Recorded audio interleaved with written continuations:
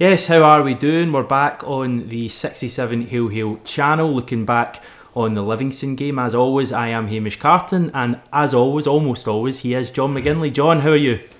Yeah, I'm good, Hamish. Exciting game from Celtic Park. A lot to discuss, I think. A lot of good goals and a lot of. I would say it was perhaps a roller coaster match. Let's put it that way. Exciting if you managed to see it, which one person in this call didn't. I'm not a Celtic season ticket holder, neither are you, but somehow you've managed, I must say, through legal means to see the game. I think you've got a pal or something like that that's given you your pass to paradise this season. Yeah, my brother has given me his pass All to right. paradise, so I'm all Very sorry. kind. I wish I had a brother who did that for me, because I've not managed to see any Celtic home games so far this season, other than the one against Hamilton that was on Sky. I had to do with BBC Radio Sports Sound commentary, and it sounded very nervy in the closing stages of the game. Now, I know radio commentary can do that at the best of times. Was it nervy?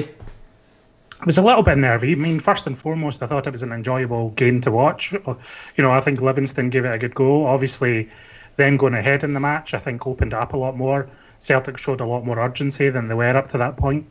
So as a 90 minutes, as a competitive football match, I actually quite enjoyed it. And it was a little bit nervy towards the end. Livingston scored an amazing goal to come back into it at 3-2.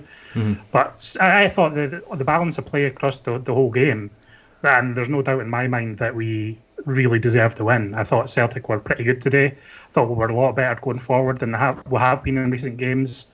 I was especially impressed with Callum McGregor, Olivier Cham, and obviously Albion Ayeti with his finish. So I'm taking positives from today. We're top of the league again.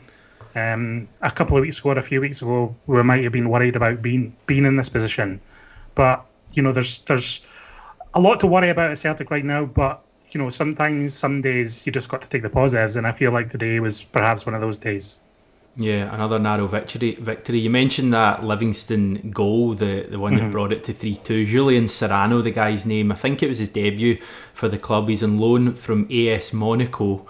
And he looked a real talent, especially in the early stages of the game, keeping Jeremy Frimpong really quiet. I should have said thanks very much to everyone who's watching this stream, giving up a chunk of your Saturday night to watch these two dafties chat about Celtic. We massively appreciate it. The first couple of comments we got in there, I think, just kind of signify the two mindsets or the two camps of the Celtic support at the moment. The first one in from Emmett Russell. He says, I'm starting to worry about Celtic. I just hope they click in the next few games. And then we also go on in from Megan79, natural order has resumed. I guess both of those viewpoints are true. And it's maybe just a kind of fact of where we are at the moment. We're top of the league, but we're not yet firing in all cylinders. Yeah, it's an interesting time, isn't it? It's a bit of a tumultuous time. There's a lot on the line this season. The manager's feeling the pressure. The fans are feeling the pressure. But this is, today's performance, I thought, was a pretty good response to what's been happening and what fans have been concerned about. I thought we were just far more urgent in the opposition half, and that was something Neil Lennon wanted in his pre-match interview. And I'm not going to lie, my eyebrows were raised when the team selection came out and Edouard's on the bench. But, listening to the manager, he wanted to rest Edouard, who's played a lot of games, played for the French under-21s, coming back from a little injury. He wants him fresh for Riga and Latvia. So if Ayeti's good enough, and he certainly is, Hamish, then why not kind of take him out the side when we perhaps don't need him? And so he's just using his squad in the way that we want him to do. It raises eyebrows, it sets anxiety off, but I thought the overall team performance was something to get behind today. I was certainly a bit frustrated when I saw the team. I won't repeat exactly what I said in our group chat, because it probably isn't fit for this at the moment, and we want our full money from YouTube. So, but it was disappointing. I thought that Edouard didn't start. I didn't obviously have Lennon's reasoning at that stage. You've now told me. Not sure if I totally buy the whole thing. Edouard, I think, could do with some minutes, given that he's missed a bit of football, a kind of 2-week period. And even in the international break, I think he only came on as subs maybe in both those games, or he only played a total of 90 minutes or something like that. So I would have liked to see Edouard and Ayeti working in that partnership. Didn't happen though, so I'm not going to cry about it. We won the game, we move on. Albion Ayeti though, let's just touch on him. This guy is something special, isn't he? Yeah, I think it's just the clinical nature of the way he takes his chances. His finish was first time. It was a brilliant run. It was, intelligent work between him and Christie, and Cham bursting through the midfield to kind of open it all up. And that was a magical goal, and the way he lifted the ball into the net is just exactly what we want to see from a goal scorer coming into Celtic. Celtic fans love their goal scorers over the years. We've had plenty. We've had George Guidetti, we've had Gary Hooper. And I think, this early signs to me are like Ayeti's in that camp as someone who can score consistently for us, score all types of goals, in and around the box, but also he showed off a bit of quality today. His goals up to this point have been almost scrappy. But today's was a real touch of class, and it was great for fans to see that. I mean, we got this guy for £5 million, Hamish, and for me, in today's market, that's an absolute steal. I think West Ham have been robbed here, because you don't sign players with that goal scoring touch, I don't think, for less than 10 million these days. You've seen Ivan Toney go from League One for £10 million. Ayeti's half the price, full-time international, and to me, he looks the real deal. Even like Mohamed El Yunusi, who he's compared to, not in terms of playing style, but in terms of like career trajectory at Bal, ends up in England, doesn't work out, comes to Celtic. If we were to buy El Yunusi, it would cost more than $5 million, I think. So Albion Ayeti getting him for $5 million, it does look a great bit of business. I think the club deserve a lot of credit for actually going out and paying the money. I feel like getting him on loan may have been the easy option, and I think for, as we were looking at the deal, that was the talk, is that it was going to be a year loan deal, maybe with an option to buy at the end of it. But for whatever reason, the club put their faith in Ayeti, and I think we're already seeing that he's enjoying having the club put the faith in him. The amount of times he comments about Neil Lennon and Nick Hammond wanting him at the club, and why that's, why he ended up at Celtic. I think he's a guy who's going to be a huge player for this season. I was watching, not to give another YouTube channel a shout out, but I was watching Open Goal earlier in the week, and Paul Slane made the comment that he thinks Ayeti will score more goals than Edouard this season. What do you think about that? I wouldn't rule that out at all. I just think Ayeti has that scoring touch. In some ways, you know it when you see it. You know it when you see in a striker. You know that when they have the ability to score in any situation, and when a player's coming down one-on-one with a goalkeeper, what players can cope with it and what can't. And Ayeti, for me, certainly can. He's got that touch. He's got that clinical edge. So does Edouard. But, I just fancy Ayeti to score quite a lot of goals this season based on the evidence so far. Me too. You're watching the 67 Hail Hail live match reaction, Celtic 3, Livingston 2. If you've got any thoughts or questions from the game today, let us know in the comments, and I will do my best to read them out, and John can have a little chat about it. You wanted to speak about a few other players who impressed you today, John. Who were they? Well, Callum McGregor, I felt, ran the show in the middle of the park. I thought when we went a goal down, that's a worrying moment, especially in the context of all the chatter that's around the club right now. Going a goal down early to Livingston at home, it's a sink or swim moment for some of the players, and I thought it was Callum McGregor who dragged us, forward in those moments after the goal, and really showed urgency in the final third, and obviously he scored his goal, which took a big deflection, but it was still a good strike. And even for the second goal, it was McGregor again kind of pushing us forward, so he played a real leadership role today. I thought he was excellent today. Physical, buzzing around the pitch, linking up on the left with Taylor a lot. He had Cham coming up from the right-hand side. I just liked it a lot. I actually thought, for all the chat about the Celtic midfield this season, I thought it looked pretty functional today. It was a bit shaky in the second half when substitutes were coming in and out of the game. I'm not a big fan of the 5 substitutes rule, but I just thought Callum McGregor was our star man today, and Cham was a close second. There's been a lot of chat, you see, about the Celtic midfield. I would say probably maybe 70-75% of that has all been about one man. And not to put a negative spin on us going top of the league, but from parts of the game that I saw today, and certainly a lot of the reaction, it sounds like Scott Brown was perhaps culpable for the second Livingston goal. He also, I think, made an error a couple of minutes later that maybe if Alan Forrest had picked a better pass out, would have ended up in a chance for Livy as well. But it sounded like Scott Brown had another poor game, and that's only going to heighten the views from the Celtic support that he perhaps shouldn't be a first choice, must play every single week player under Neil Lennon. it's difficult for Brown right now because everything he does is under so much scrutiny. It's like I've never seen it before. Do you think it's over the top, or do you think he is actually not performing good enough to play for Celtic? I think it's a bit of both. I think that, you know, he has struggled in performances this season, and it is true that I do want to see a bit of a fresh look sometimes. And it is true that Lennon just doesn't seem to fancy changing it. So all these things are true, but, you know, a lot of it's quite animated and a little bit over the top in the sense that I don't think it's not really, apart from, well, obviously the Champions League exit, but domestically it's not really cost us much so far. And Lennon obviously has him in the team for a reason. Lennon sees him as his manager on the pitch almost. I understand that people aren't down with that, and I understand there's reasons why people want him out of the team. It's so difficult because it's a judgment call that Lennon's made, and ultimately we have to trust him. And time will tell whether it's a big mistake or, you know, time will tell whether it's a positive. But it's very difficult. I agree. Brown didn't have the best of games again today, so I'm caught in the middle on this one as well. I would like to see someone like Turnbull coming in and perhaps McGregor sitting deeper or Cham sitting deeper. But, you know, I thought the midfield was functional today, linking up with Christie, linking up with Yeti, linking up with the wing backs. You know, I thought we actually played well. Yeah, I just feel that maybe a bit of time out the team wouldn't be a bad thing for Scott Brown at the moment. Give him a chance to, you know, almost take the spotlight off him to a degree. See if the team would benefit from having him out the team for a few weeks. As you say, it's not cost us.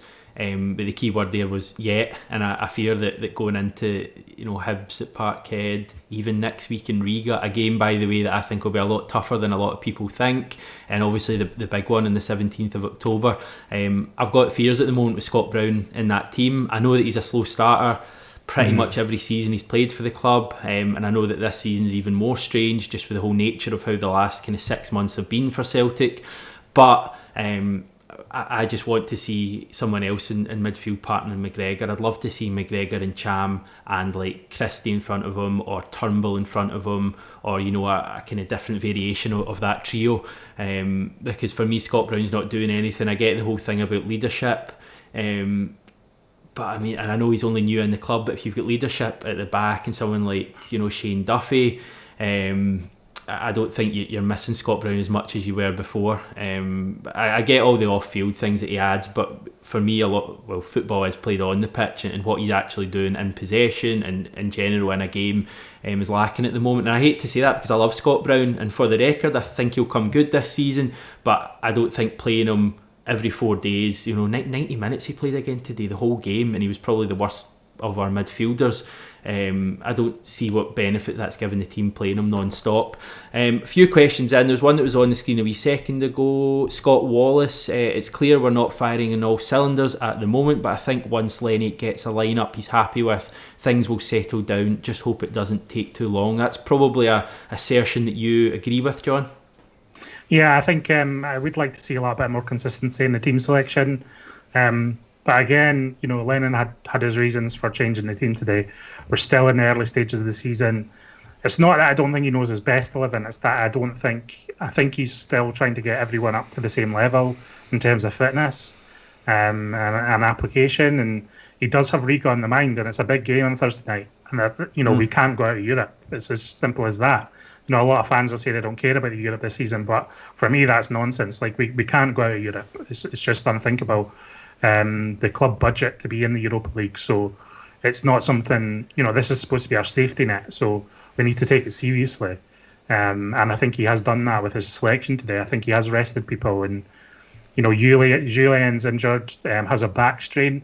Lennon says he thinks he's going to be okay for Riga, but he's another one that could come back into the team. Thought big Shane Duffy and Chris Haya were pretty good today, just absolutely strolling it. Greg Taylor, again, I thought he had a good day. 4 assists in 8 games this season now, Hamish. For all the grief he gets, he is producing in the final third where it counts. I know stats aren't everything, assists aren't everything, but for a full-back, you know, it's one of the metrics that you would use to judge his impact on the team. And to set up 4 goals already in this early stage of the season, that's 9 in total in 20-odd appearances for Celtic, isn't bad going at all while he gets up to speed too. Right, we'll move on in a wee second, chat about the Riga game. Before we do that, the period of time, Celtic at the moment over the last couple of weeks, we've been getting the job done eventually. You look back at St Mirren today, narrow victories, far from convincing as far as I'm concerned, but we are still winning.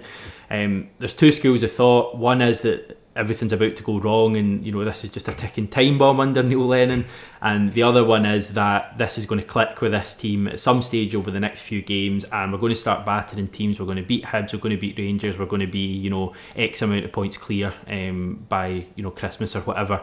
How do you think, I know that I'm asking way in advance, predict the future, John, how do you think we'll look back on this period? Do you think we'll look back on it as the period when things started to go wrong and there was signs things were going wrong, or do you think it was a team just getting to know each other that's going to come good? Okay, so am I worried? Yes, but am I going to bet against the Celtic team? Absolutely not.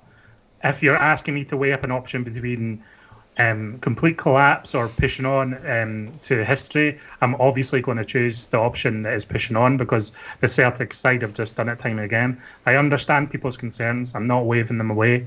I understand why people are concerned. I understand why people are frustrated with Lennon. I understand why people are frustrated with some players in the team. But we're still trucking forward. We're ticking over. We're winning these matches. I know they're tight games. I know we've been going behind in games, but we're ticking over, and I think we're going to get there. And if you think, Celtic are miles away from playing at their best right now, we're going to hit a purple patch of form. We've got to. I mean, it's unthinkable for us not to. So I still have faith that it's all going to kind of come and gel together. I certainly have faith that that's going to happen more than, it's going to end in disgrace for Lennon. I think it's a fair point you make, the fact that we are back top of the league, and I don't know if I've mentioned that in this stream yet, but we are back top of the league. We really haven't hit our stride yet this season. Meanwhile, across the city, it seems like they are playing quite well, and all the chat is about their defensive record and the fact they're scoring goals for fun, and yet played the same amount of games now, we're top ahead of them on goal difference. I think that says a lot about our top level compared to their top level, and I think ours is a far higher ceiling. And obviously the big game between Hibs and Rangers tomorrow, we can now sit back and watch that. To answer my own question, I'm verging like you on the theory that this team is going to get it right over the next few weeks. I'm, to put a figure on it, 60-40 probably in favour of that, which might seem a bit tight. I do have a lot of fears about this team, and in many ways I can see things I can see the team struggling in some games going forward, but also I'm just waiting on that one performance, get Lennon finding his best first team and moving on for there. But yeah, we move on now. Thursday night, is that game, have we got a kick-off time or anything like that for that game? 6 o'clock for that game, yeah. And again, to put you on the spot, is it on telly? I would imagine it's on Premier Sports, but I don't actually know. I don't think that's been confirmed yet. Right. What do we think about Riga? Most people probably watching this would hope would have seen my video yesterday. I'm certainly a little bit concerned about this team. They played a couple of decent sides last season. They put out the Polish champions. They put out the Finnish champions, HK Helsinki. They ran FC Copenhagen, who we know well, closer than us and only lost by a goal. They beat Copenhagen at home. I don't think they've actually lost a European game at home in like a couple of years or whatever. I think all their defeats have been for away from home. They seem like, I think they're fifth or something in the league at the moment, or maybe I'm getting mixed up, but they're a team that certainly seems to be doing quite well at the moment in terms of their European form. And for me, in a one-legged game away from home on Latvian soil, I'm a little bit concerned about this. Look, Celtic travelling away is always a bit worrying. You've always got anxiety about the first 10 minutes. It's become a cliche at this point that you've got your eyes over your fingers over your eyes in the first 10 or 15 minutes when Celtic travel. But honestly, if we're not beating Riga and we're not beating Sarajevo, we don't deserve it. But Celtic are massive favourites for this game. I don't care what anyone says. I know they've had a few decent results in Europe last season. I'm not saying it's going to be a walkover. I think we're going to have to work really hard. I think they're going to be a better team than Livingston were today, for example. And I think they'll pose more threat. And while we're looking a little bit suspect defensively, that is a problem. There's every chance we could concede on Thursday. But we do have got the quality in that team, and we've rested Edouard today, rested Forrest today. El Yunisi can come in and do a job. Julian's fresh.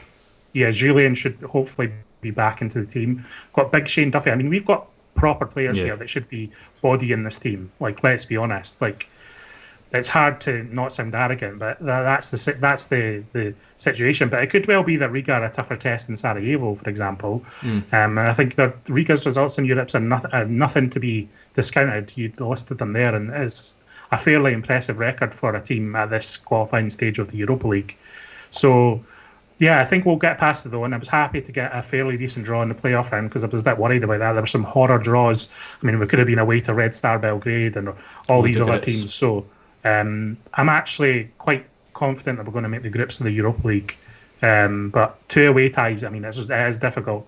But hopefully, that's part of the team coming together and clicking and getting over these hurdles and achieving something in terms of qualifying for the group stage.